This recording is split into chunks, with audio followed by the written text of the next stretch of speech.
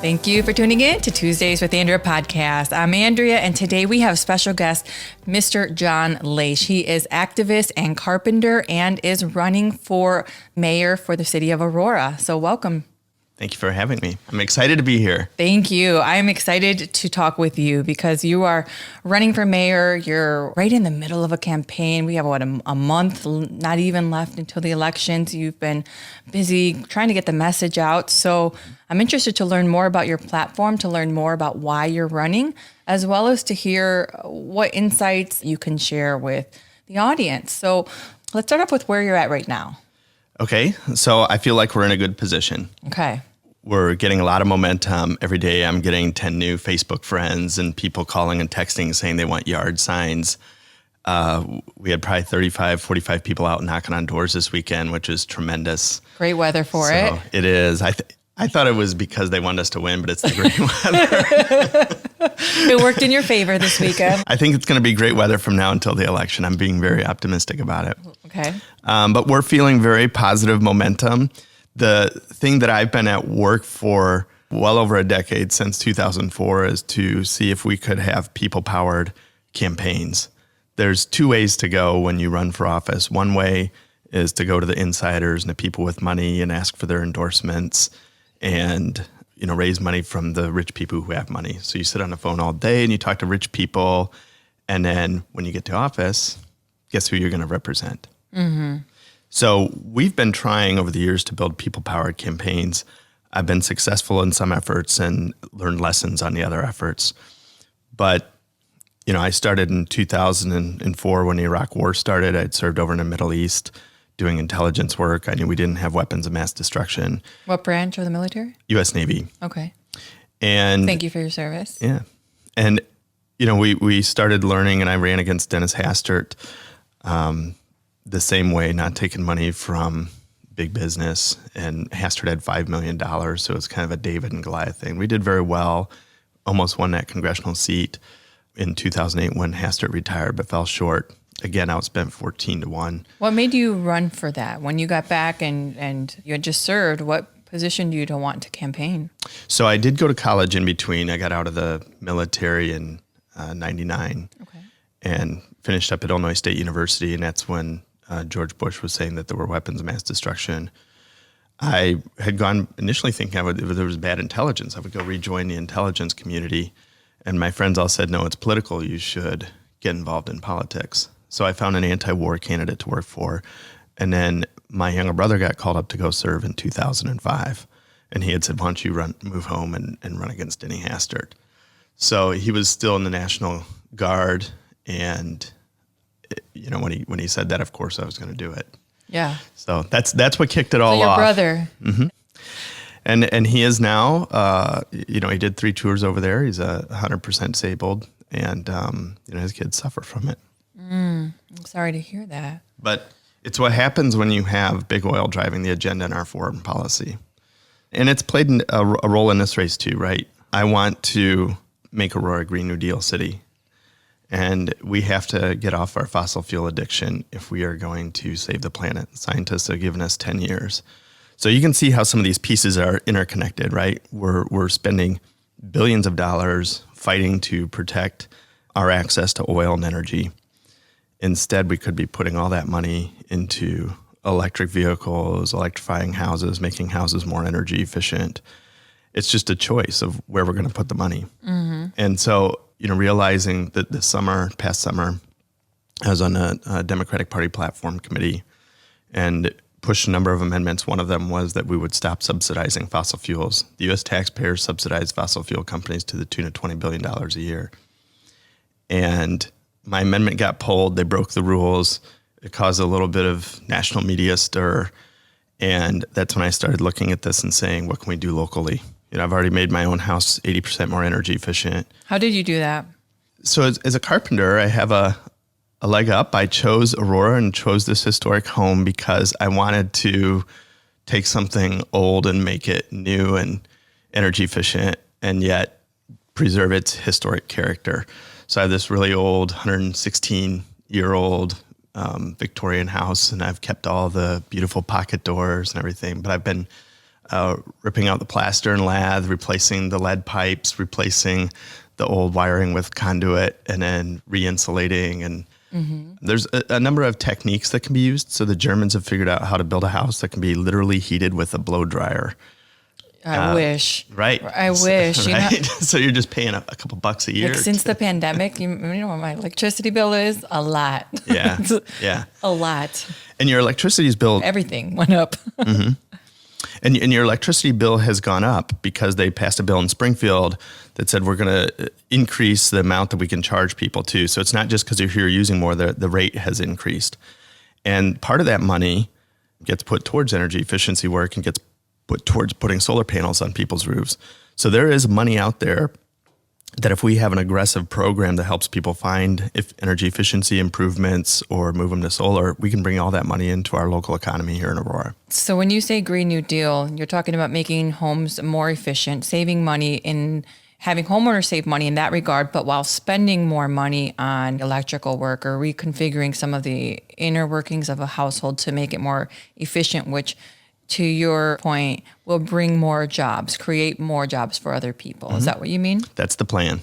That's the plan. Go green, create better jobs, address crime, address poverty. That's what we're after. We want to target the training for those jobs to people who live in Aurora, people that have lost their jobs during the pandemic, people that are working poverty wage job at McDonald's, fast food, people that slip through the cracks in our education system, people who might be re-entering society after serving their time. We want to make sure those people have jobs because we don't want them to go back to a life of crime. And, there's actually a lot of work. It's not just solar panels. That's what a lot of people think, but a lot of it is insulation and attic work and crawling around attics and taking the old dirty insulation out, air sealing it, and then putting new insulation in with a much higher R value. You can go to different levels, right? You could double the cost of your house if you want to rip all the siding off and add 8 inches of insulation to the outside. It's basically like an igloo cooler with a controlled ventilation system. So is that what you want every homeowner to do? If you win for mayor, is the Green New Deal, is that the top of the agenda? It's not mandatory.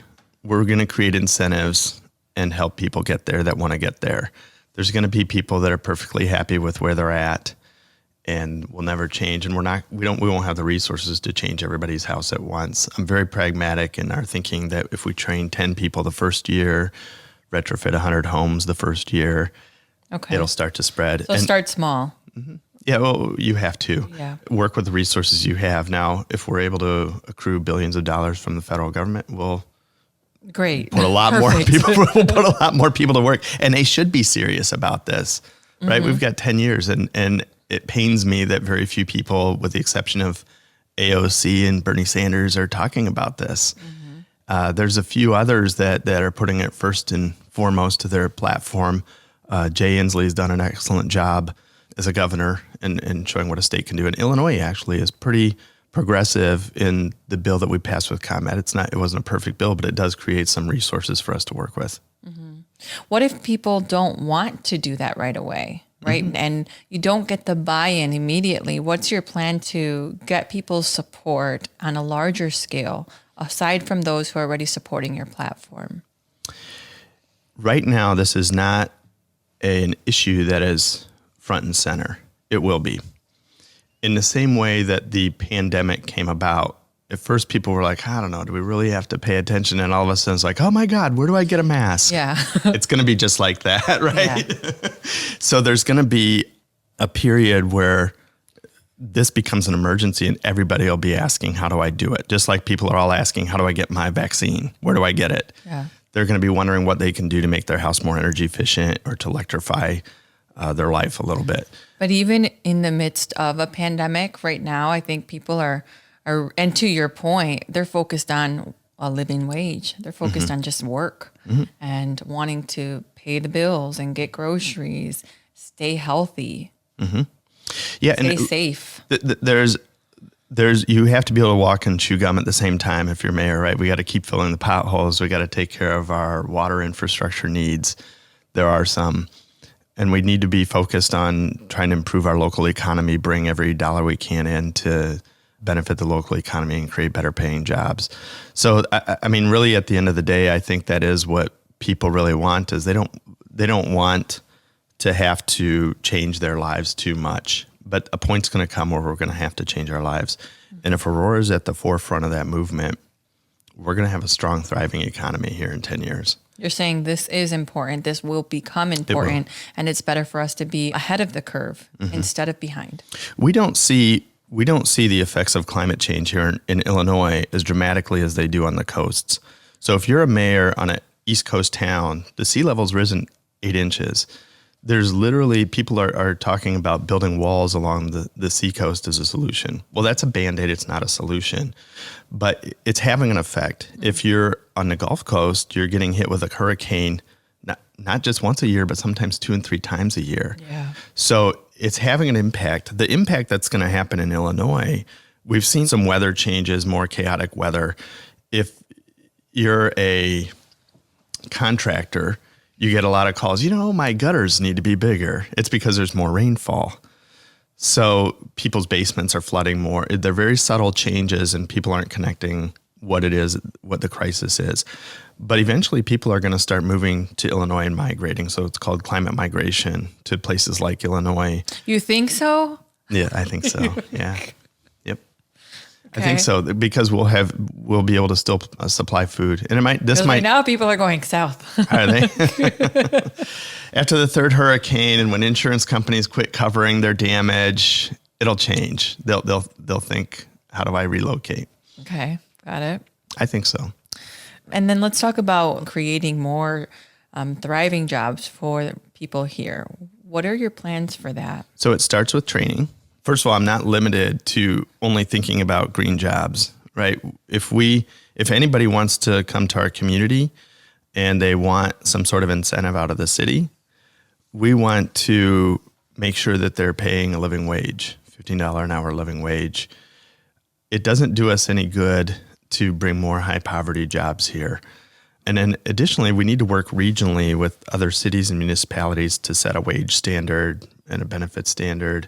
So, we're not being pitted against each other. Bolingbrook isn't being pitted against Aurora to get the next warehouse job at $12 an hour. And we're going to shell out X number of taxpayer dollars to get that company here to bring more poverty level jobs. We're not going to do that. We need to have sort of a regional standard. We do have state living wages. It would be great to have a national wage. We don't have that yet. But that's one way you can sort of equalize the playing field. But if somebody's getting city incentives and the taxpayers are reaching in their pocket to help bring a business here, we want to make sure it's congruent with what the city wants and needs, and two, that they're bringing something of benefit to the community, which is better paying jobs. So that's one way, whether it's a manufacturing job or warehousing job. And then the job creation itself is, again, bringing those green dollars into our community, targeting the training programs in some of the lower income areas like we talked about. And that way we know that the money is staying in our local economy. The other piece, I want to run this up by you because you said it. Somebody else told me that they thought if we worked with, say, AU or Wabanzi to have some of these tech certifications, programming certifications, that would bring more tech jobs to the area. What do you think? Yes, in some ways, yes. It gets them qualified and you're creating more skilled workers, and employers, they need workers. Mm-hmm. The problem isn't finding employers who need trained workers. It's the opposite. It's, do I have a qualified candidate pipeline to choose from that's local? And what we end up seeing in the tech industry is if somebody gets into the door, 3 years later, they're very competitive now. They have their pick of opportunities, and then they can leave elsewhere, advance, but they don't stay in those positions. And so that need is always there. And so to your answer, I do think it does help with local businesses and creating and helping them sustain and at least keep it level. I'm not sure about adding more businesses though. Mm-hmm. Okay. Those are two different conversations. Okay. Yeah. What do you think? Well, again, it was an idea that was presented to me, and I'm certainly open to exploring it. I think adding new businesses is, you need an investment on the front end into helping develop new business ideas and ventures. Sure. So money, Yep. Right. essentially. And so again, I'm open to using those incentives for those people that are willing to bring the better paying jobs to our community. But the training component is a piece, whatever it is you're doing. This is how Silicon Valley took off, as the investment in the education piece of it. And then all the workforce came out of there, the tech trained people. Mm-hmm. So it's a piece of it. But the education component, along with the incentives to create the marketplace for those jobs. But I do think businesses and how businesses operate, it already looks different within the scope of 1 year. And they're becoming more decentralized. You have a lot more remote workers. You don't need as much land or building space anymore. Companies are having their teams split up across, geography now, as before, but more so now. And I think technology is changing that landscape, enabling it in a lot of ways. Right. So the pandemic. And so I think it's going to look different. And so the ways that we think about how businesses come to cities and stay in cities, it has to come from a different perspective and lens now. So let's go and talk about why these issues are important to you. Where did this start from? How did this need to fill such a public servant role come? What put that desire into you? It's a good question. Or who put that desire into When I was young, I wanted to make a lot of money. We grew up very poor. Did you grow up here? I grew up in West Africa. Did you really? Yeah. The first 12 No way. Yeah, the first 12 years my folks were missionaries in Liberia. So for those who don't know anything about Liberia, it's where we took about a third of the slaves in the United States after Emancipation Proclamation, and they're called American Liberians. They have a flag that looks like ours, only it's got one star. And anyway, they were missionaries over there. And so from 0 to 12, that's where I grew up. How did you like it? It was a great life. We lived in a jungle, so learned to climb palm trees and go fishing. I'm fascinated now. We were homeschooled. My mother did not finish high school. She met my dad. He was on a mission. And Literally, right? Literally. And they were pregnant with me when they first moved over there. And she taught us. So here's this woman who doesn't have a GED, but taught us math, English, writing skills. They paid us a penny a page to read as kids in our tween years. And we came back to the United States. I think I was in 6th grade and had a 12th grade reading level and math level, and we were able to complete everything. So very impressive person my mother is, who never finished. I think she got her GED sometime in the early 80s. But taught you so much growing up, and at least gave you the 12th grade education level in 6th grade. Yeah, and now she has a small organic farm and taught herself genetics, goat genetics, and just a very fascinating person. Really? And so what was that transition like from Africa to here? Very challenging. Yeah. Well, age 12 is a challenging age for any kid, I think. And you're going through puberty and trying to fit in with your peers and separating a little bit from the family. And then you throw in a cultural change and moving around the United States. So, yeah, I had a lot of moving in my life, back and forth between Monrovia and the village, moving back and forth to the United States temporarily for little fundraising trips for the mission. And then, that Aurora was a big move, because I was like, I'm done moving. I'm ready just to put down roots and be part of a community. So when did you guys at 6th grade move here to Aurora, or when did you come to Aurora? They left amidst a military coup. Like, we were literally lived 3 doors down from the vice president and watched this attempted coup effort take fire M16s into the house and pull the family out. And my parents decided it was time for us to get on a plane and come back. My youngest brother... Yeah, that would do it. Yeah, my youngest brother's mother died in childbirth, and they brought him to my parents to raise. And so they literally bribed their way through this coup takeover to the U.S. Embassy, got the adoption papers finalized, and there's no cell phones during this, right? So you're trying to communicate to a village no Google 300 miles away and get an adoption done. And then my mother, they said my mother and him could get on a plane and fly back to the U.S. right then and there. And my dad took the rest of us a couple days later. Wow. Yeah, so they lived my aunt had cancer. We lived in Oklahoma for 6 months until she passed away. We moved to Newark in 1986, November of 1986. Yeah, but they grew up very poor. So, initially I just wanted to be rich. And I think the public service thing came through and I just realized why. What are you going to do with all that money? And a lot of it had to do with my service in the Middle East. I gave this brief admiral, 75% of the world's oil flows through the Strait of Hormuz. And that's why we're here. And then I saw what we were doing to destroy cultures in foreign lands, all to secure oil. For money purposes. For money. Make sure BP CEOs could make a ton of money. When you were growing up, though, on West Africa, did you feel poor there? No. And I felt free. It's a lot of freedom. Felt free. What did you take away from being there and then making sense of the difference when you transitioned here? How did you think about that in your mind? I guess I haven't reflected on it too much. At the time, you're just trying to adapt to something new and survive and integrate yourself. And you're always paying attention to the behaviors and things around you. Yeah. So I guess that's what I was thinking about at that time. What did I take with me? I guess a different perspective on the world, right? So I do see myself as a global citizen.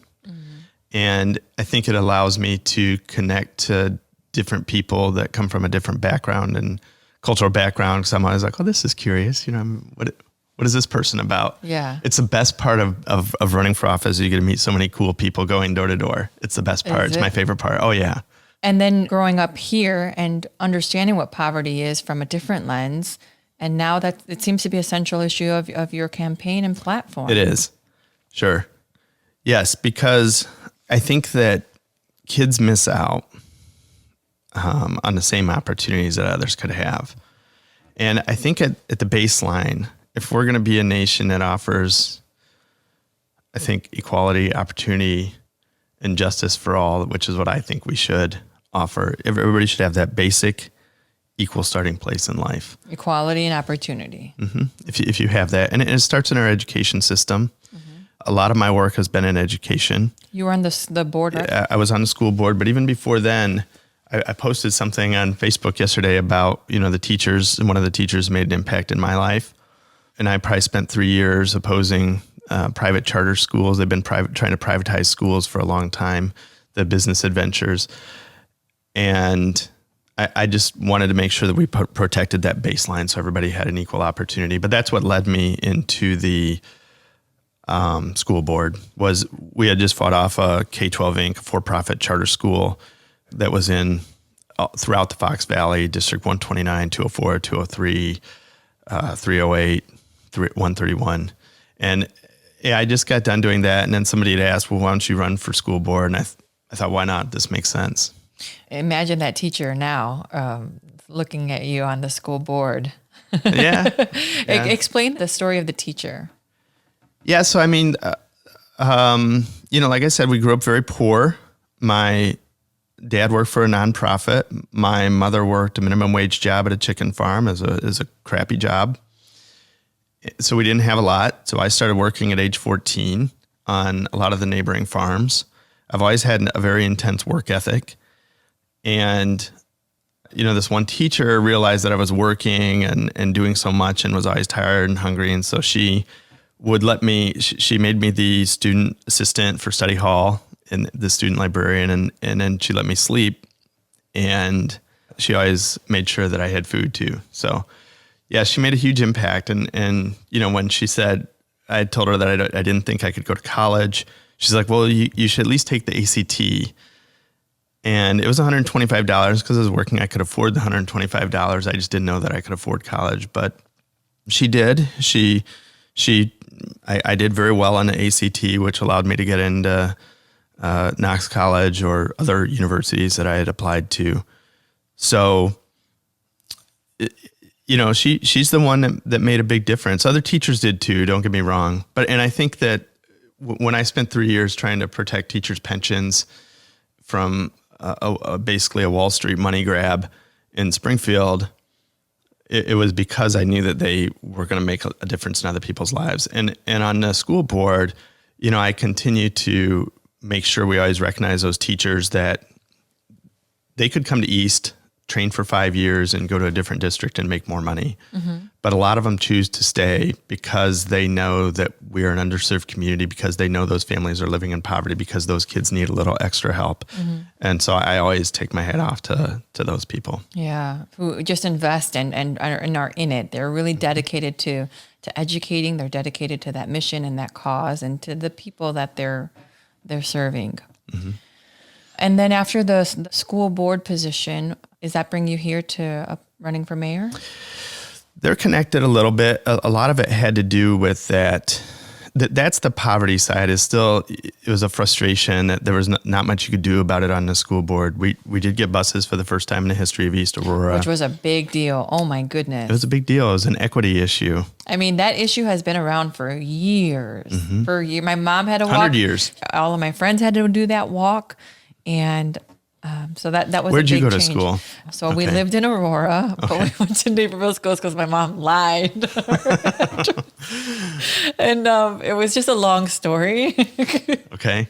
And then eventually we got permission from the school board to let us stay in the Naperville district.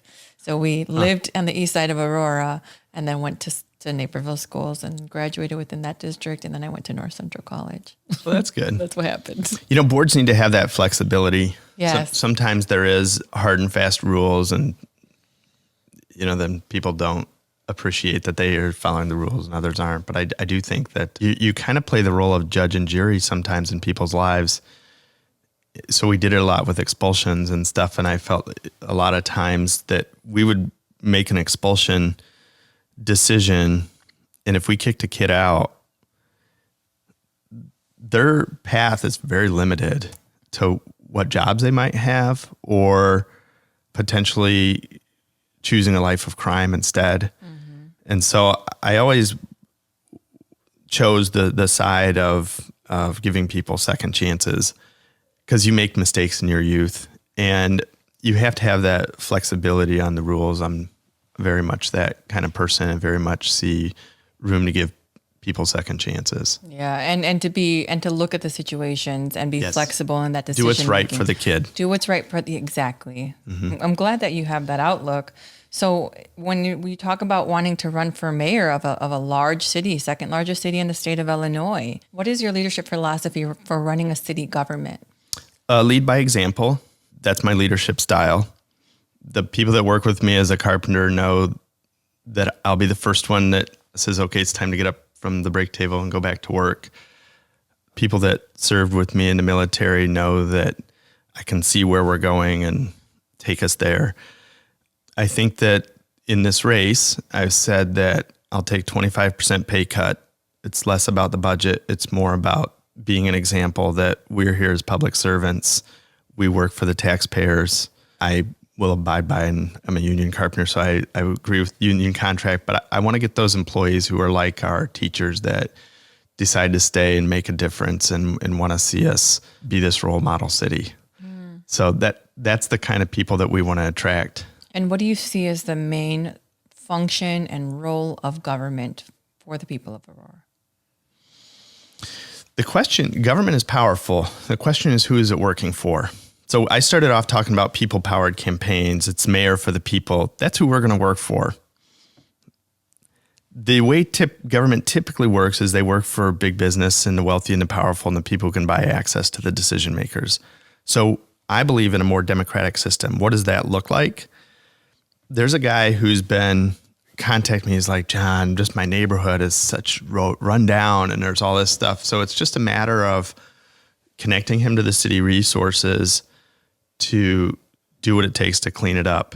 And it's been very fun watching him be somewhat empowered by this new knowledge that he can get the government that he pays for out of his taxpayer dollars to work for him and to clean up his little corner of the neighborhood. Another person has kids near MLK Park I looked at his voting record. He's never voted. He goes, okay, I'll vote for you. I was just walking by. I'll vote for you if you can find a way to get the adults to quit drinking beer, exposing themselves, peeing in public over at the park because my kids don't feel safe there.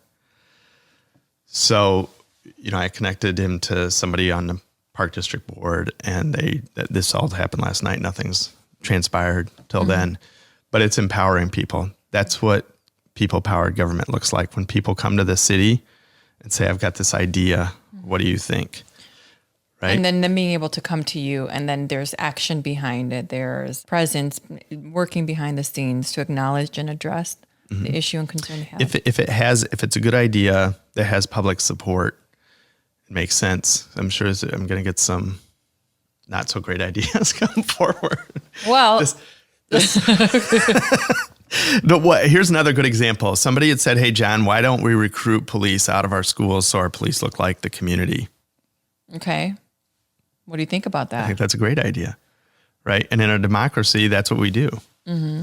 So I'm definitely open to trying it. We had a Grow Your Own program at East Aurora, trying to bring more kids who had gone through our high schools back to be teachers there.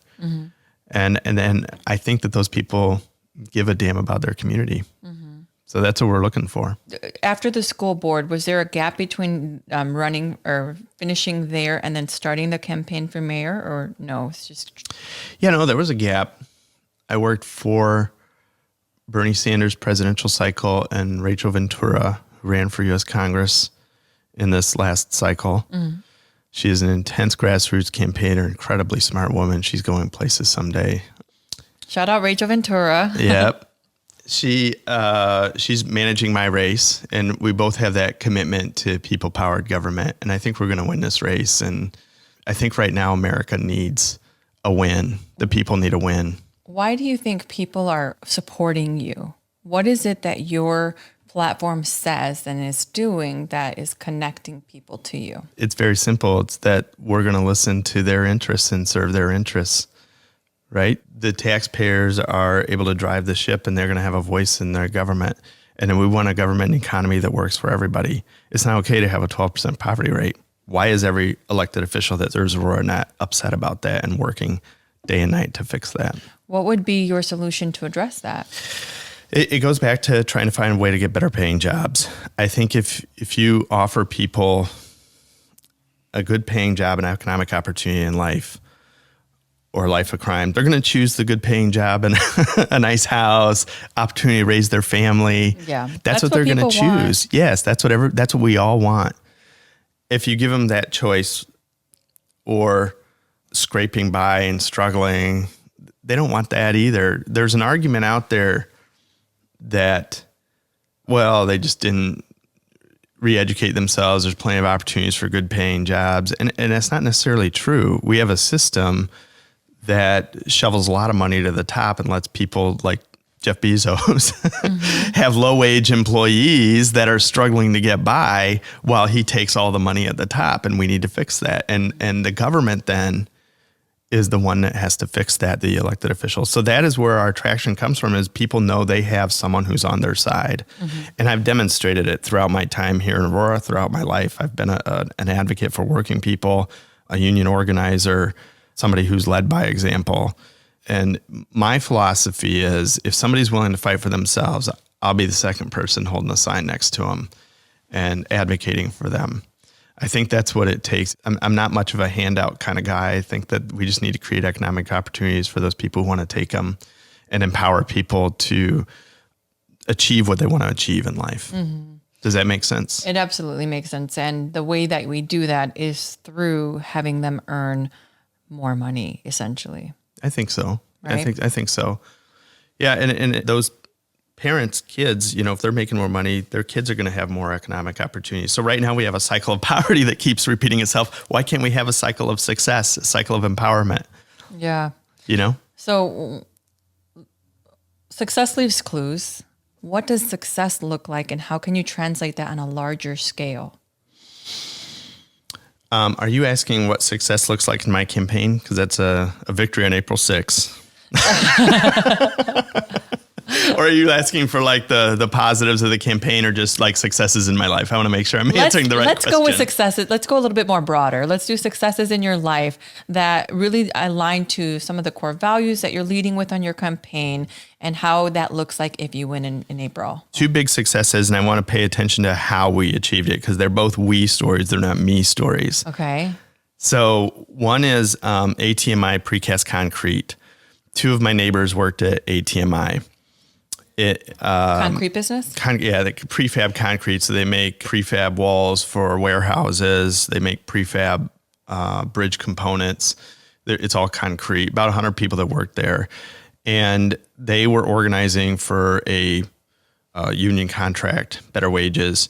The company locked them out. They eventually contacted Northern Illinois Jobs of Justice, who, I work for on their steering committee, and it's a volunteer position. But we organized community support. We marched to the owner's house. It's a small mansion on the west side of West Aurora, and built support. They went and voted 90+% for a union contract, and I saw the lives of my neighbors change and improve. There was some rattling of cages at the mayor's office and others that did business with ATMI to put pressure on ATMI to get this contract signed, but it happened. Mm-hmm. And so again, this was the room where it happened. All sitting in a gosh, I don't even remember what it was. A real dark room, and these men were telling their stories. It was largely in Spanish. Some of them were undocumented, and we all sit and discuss the plan. And it was a we thing. This is what we're going to do. And then the next step, this is what we're going to do. And it was successful. The same thing, the Democratic Convention in 2016, we took a bunch of no TPP signs. It's a global trade deal that would have gutted U.S. sovereignty, offshore and outsourced more U.S. jobs. And it just would have been bad for America. It would have, I won't go into the nuanced details, but again, about 20 people meeting in a hotel, coming up with a strategy to distribute 2,000 signs and interrupt President Obama and others. And we did it successfully, and it changed the entire discussion. And so for 2 years, workers' rights advocates had been opposing this trade deal, and it's a global trade deal, powerful attorneys and millions of dollars dumped into crafting it. And, we put it front and center in a period of 4 to 5 days and made it DOA. And then we continue to work afterwards to lobby locally against DOA. it. I'm sorry, DOA. Dead on arrival. Wait, I don't know that acronym. No, I mean, that effort pretty much killed that global trade deal, and it has not been revisited for the last 5 years. How did you react afterwards? Well, that was a small battle. We had lost the war, that one, but no, it felt good. But my point is that a group of people come together with the intent and purposes of doing something, achieving something is powerful. It's more powerful with we than it is with I. Yeah. And so, that's how I'll run the city, is trying to bring together the people that share the same vision of a more democratic city, a city that empowers our students, a city that says we care about your success and we want to see you succeed, a city that's very focused on addressing the climate crisis, businesses that want to be good partners, that want to invest in their employees and make sure that they have sustainable living wage or not just scraping by to survive. A happier workplace. And a happier workplace. Right. How will you interact with and engage your opposers? What's your plan to bring people together? I'll engage them for sure. This is going to be a very close race, and I will acknowledge the work of the others and work to bring them to the table. And when you start talking about a $15 an hour job, there's businesses that are concerned, and we'll bring them together and walk through the door together. I'm talking about police reforms, and we'll do it together with the people who are concerned about their livelihood as police officers. But, when we're talking about community engagement and having our public servants be part of our community and recruiting from our community and what role we want them to play, I don't think that there's much disconnect there, right? They're going to see the positive benefit. If a police officer finds a kid who's wandering down the wrong path, and we have in place a community center where they can get positive mentorship, and he can point that kid in that direction, meet the parents. Yeah, no one's going to object to that. They want that. Yeah. They want that. Yeah. What are you most grateful for? That is a good question. Okay, before we get to that question, we could think about that one because there's two other things that we didn't hit on yet, and I want to make sure we get to those. I don't need to explain to anyone the year we've had with COVID, the pandemic, and the crisis, but there has been out of that the need for public safety and people wanting to feel safe, and there's this division with police officers and with community and citizens. Do you have any thoughts on that? I think what people are really feeling is economic insecurity. So you think it's more money, poverty, an issue of poverty? Well, just the pandemic changed people's lives, right? I mean, my very first thought was, how do I grow my own food in the backyard, right? Because it was like, and I had no answer about what do I do for toilet paper. But, people were worried about how are they going to survive this thing, and the whole world changed. I mean, that was the initial phase that I think people went through, but people did lose their jobs. And to say that economic security, poverty, and crime are not connected is false. They are 100%. If you look at Naperville, average household income $148,000 and next to no crime rate. You look at Aurora and 92,000 average household income, and we have a high crime rate. Look at DeKalb, double Aurora's poverty level, double Aurora's crime level, 60,000 average household income. They're all interconnected. The statistics don't lie. So you're saying we address economic insecurity? I think so, yes. That's the root cause.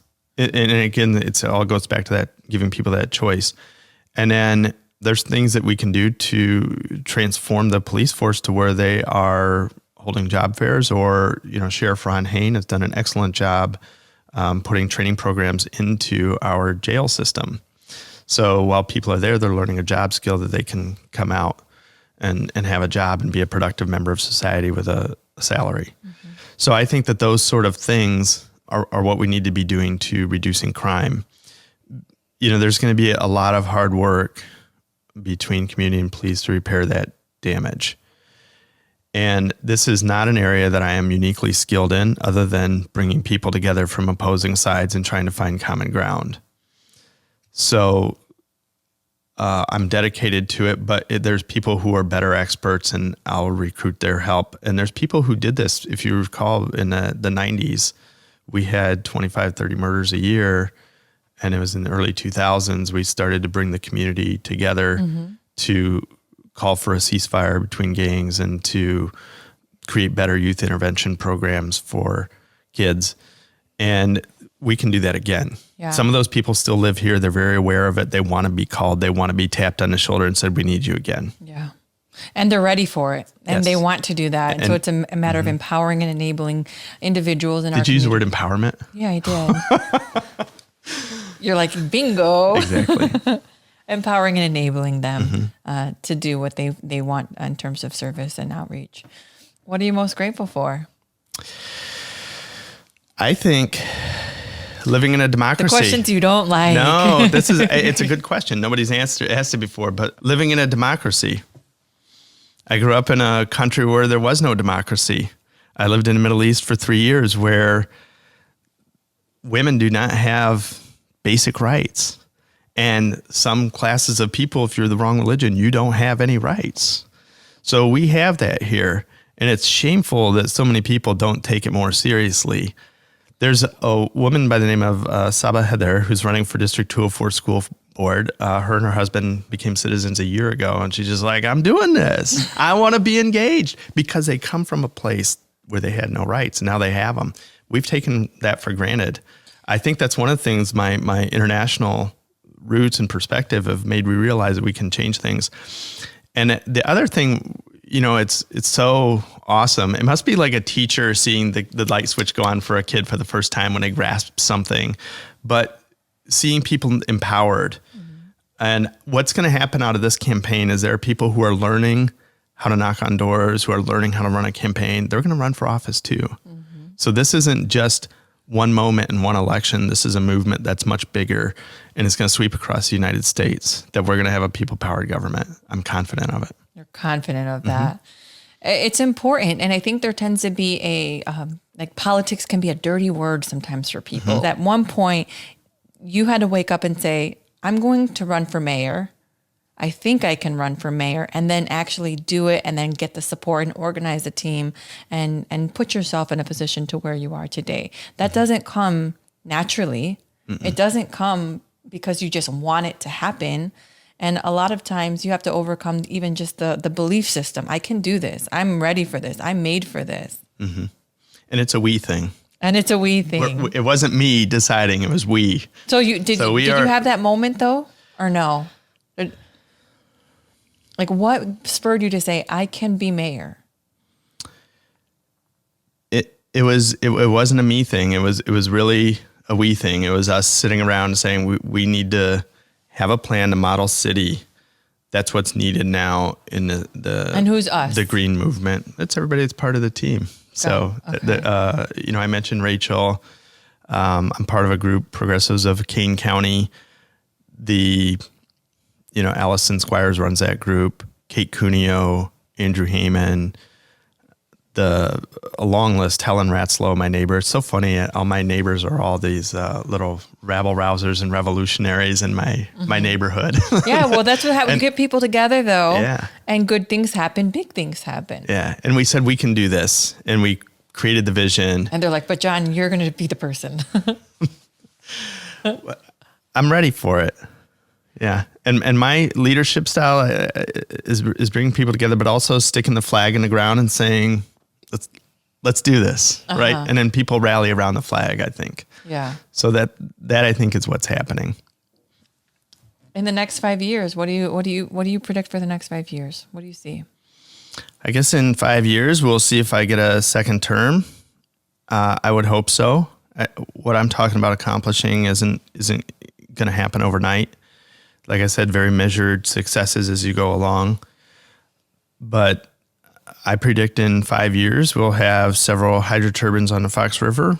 We'll have the beginnings of a new electric grid.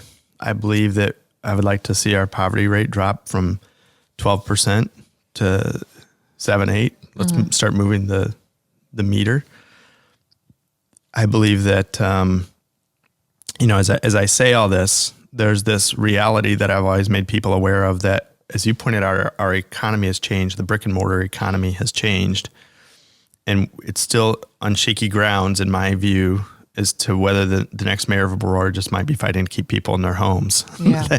That's just a reality. And I've tried to make people aware that I've got all these big, grandiose ideas. But if the national economy collapses, that's going to be my job. Yes. So we might just be digging out, but I'm optimistic. I like to be optimistic about things in life. And the other piece of it is you can't predict the future.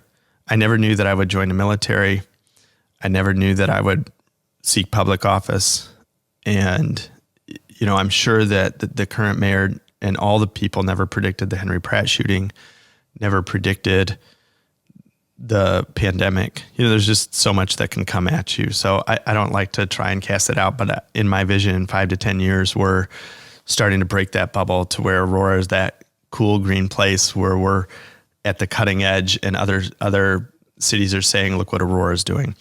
LA's ahead of us. So LA started this 4 or 5 years ago, and they're at that place now. Are they? Well, we're going to run fast. We're going to catch up. So I'll close with this question. You said you learned a lot through your past campaigns, through your experiences growing up, and you have people on your team who are in your footsteps, but maybe earlier along that journey. What advice, what lessons have you learned that you want to leave for the next person? What is something that you can think of and share that was valuable to you? Maybe you didn't get it right away. Maybe it came with time and experience. But what is that? I worked for a candidate running for state rep who was a teacher. I want to say in 2010, we used her basement as our campaign office, and she had this sign, "Your ICANN is more important than your IQ." I think that's important. My mother used to always say, you can do anything you want to do in life. That's what's important, saying that You can do it. I'm not going to be held back by anybody. And we have a vision. We're going to carry it out. So that's it. Your I can is more important than your IQ. Yes, your I can is more important than your IQ. Okay, so and that's important. Maria Owens. And that was what you would leave for younger generation. Yep. Don't let anybody tell you can't do it. I love it. Well, thank you for your time. Appreciate you for being here. Thank you. That was fun.